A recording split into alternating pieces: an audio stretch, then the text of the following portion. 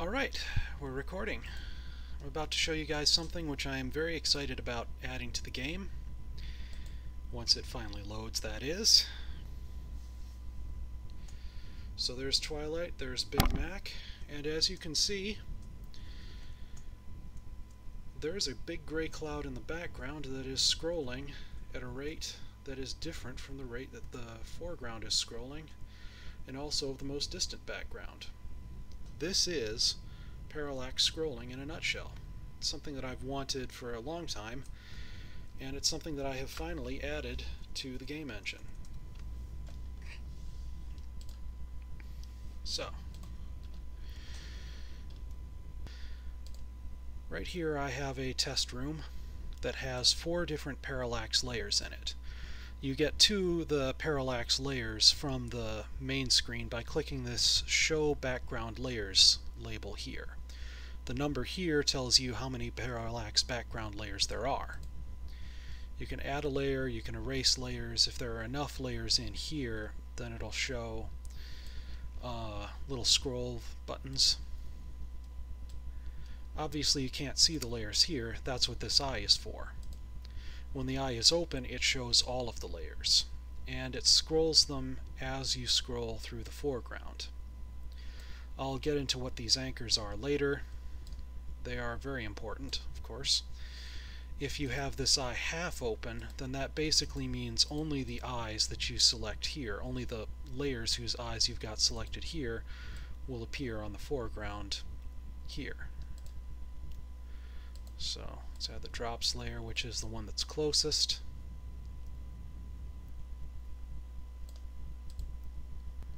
Let's see, remove the balloons layer.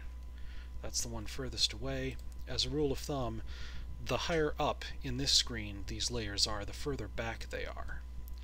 And you can change the order in which these things are drawn. If I do this, that'll bring the balloons layer here closest to the foreground, and if I scroll like this, hopefully you can see this in YouTube, but the red layer here is in front of the caution tile here, it's in front of the blue and the green backgrounds here.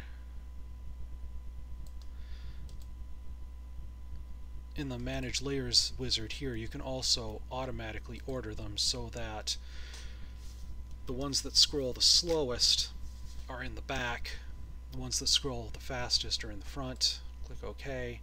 It's got the same order that it had before, and now as you can see, these caution tiles are in front of the red layer there with all the pins. Okay, you may have noticed the different icons here. They're pretty much just there to make it easier to tell apart which layers are which. Click on one of them, and as you can see, this little pink outline appears around it. It shows anchor points here. You can toggle the anchor points on and off with this palette object. And you can also put widgets in there. In this case, widgets are represented by mountains. This is the new button, this is the edit button.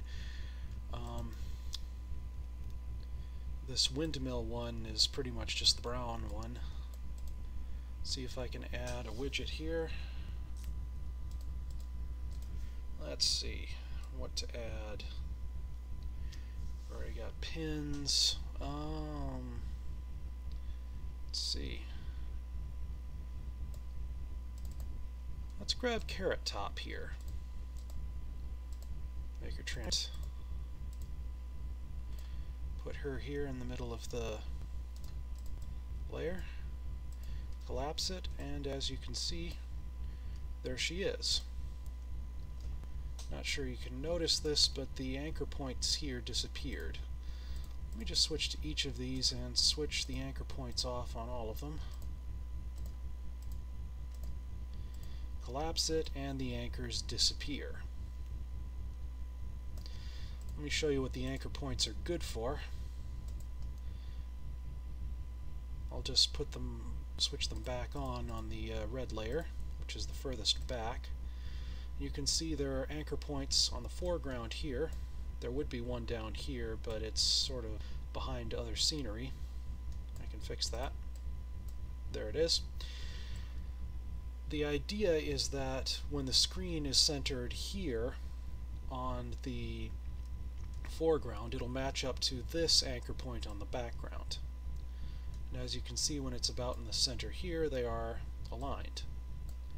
If I shrink this down so that this is in the center, then again it lines up with this one. The anchor points are something that you set when you create a new layer, and they essentially determine how fast the layer is going to scroll.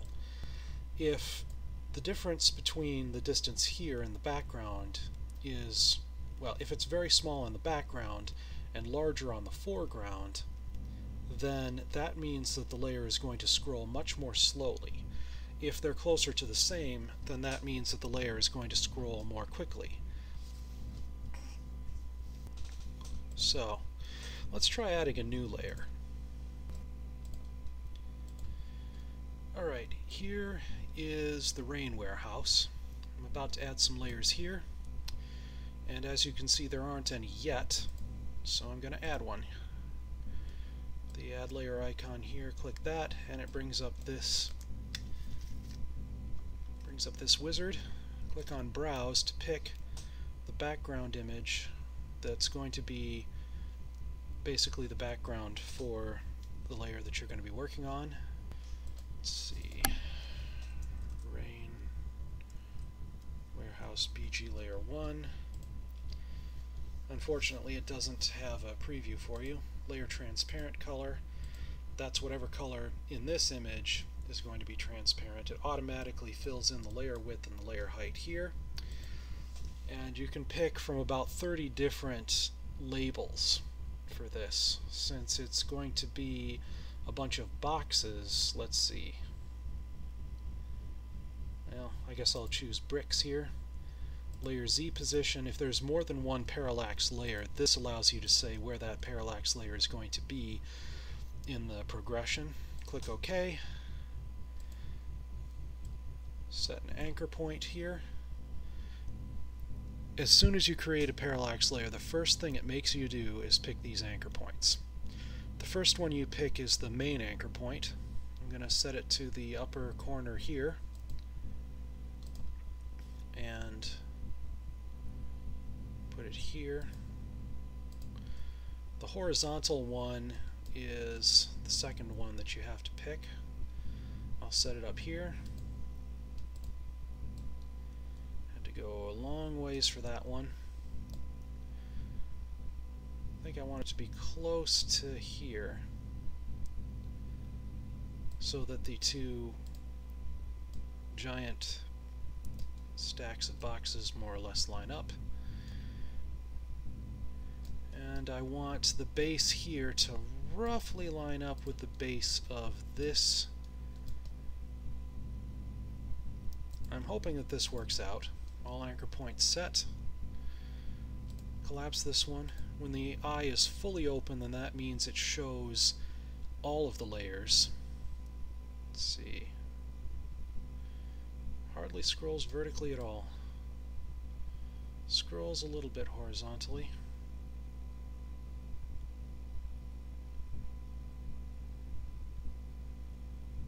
Guess I forgot about this pillar in the background here. Oh. Actually, it took a second for it to allow me to scroll all the way over. Now that it does, I added a lot of clouds. Man, this thing really doesn't want to... Okay, there we go. I guess I've got some bugs to fix here. It's not supposed to be able to scroll this far. But in any case, I added these clouds at the bottom of this image because as the player jumps up, more of this is going to become visible. And I really should have picked a different color, one that doesn't blend into this. I can do that later. That's one of the plus sides of being able to use the editor. You can see what mistakes you made and correct them as you go. As you can see, the background layer is scrolling at a rate that's different from the scrolling on the foreground.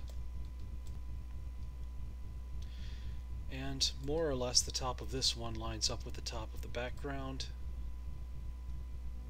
And the same is true over here. It's close to the center of this editor. So, nice.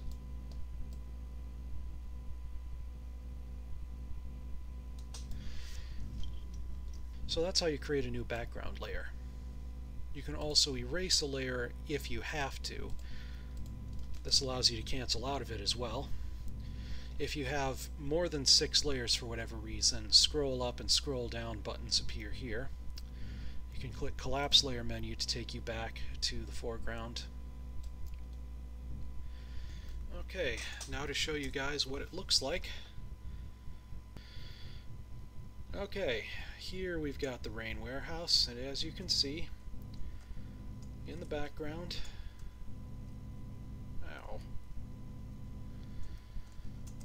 there indeed is another stack of boxes. And it scrolls at about half the rate that the foreground scrolls. There's the other stack, and when you arrive at this stack here, they roughly line up. Not bad. So that's how parallax layers work. If you put widgets on the parallax layers, they also scroll with the background.